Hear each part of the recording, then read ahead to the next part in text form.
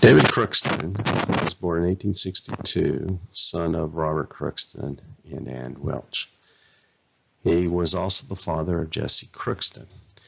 A few months ago, I came across a sad letter that I would like to share. So let's talk a little bit about David Crookston. David Crookston got married in 1887 in January to Josephina Hartvigson. Their marriage only lasted about 2.5 years before she passed away after having 2 children.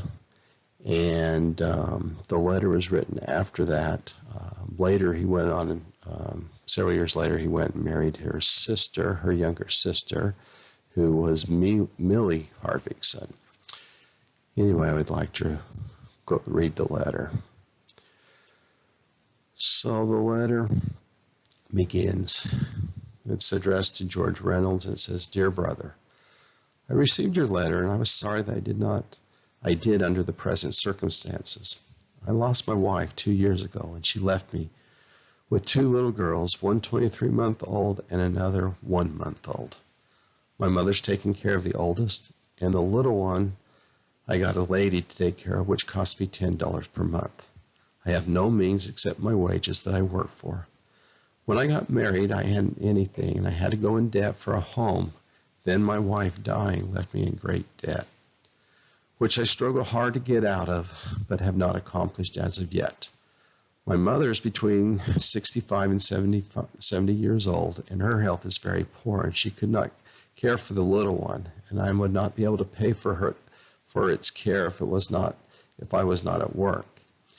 And besides, I would not feel well at such a great distance from my little ones, for I feel as though I am alone in the world and very badly broke up. Well, Brother Reynolds, this is my circumstances. This is all. I saw my bishop today and talked the matter over, and he told me to write and state my circumstances, and he thought it would be all right. I remain your brother in the gospel, David Crookston." Then there's a note written in a different writing, and it is, "Let him be excused, J.F.S." So JFS was probably Joseph F. Smith, who was in the first presidency at the time. So he did not serve a mission, and he did, like I said, later he married his Josephina's younger sister in 1893, and she remained his wife until 1845, and then he died 3 years later.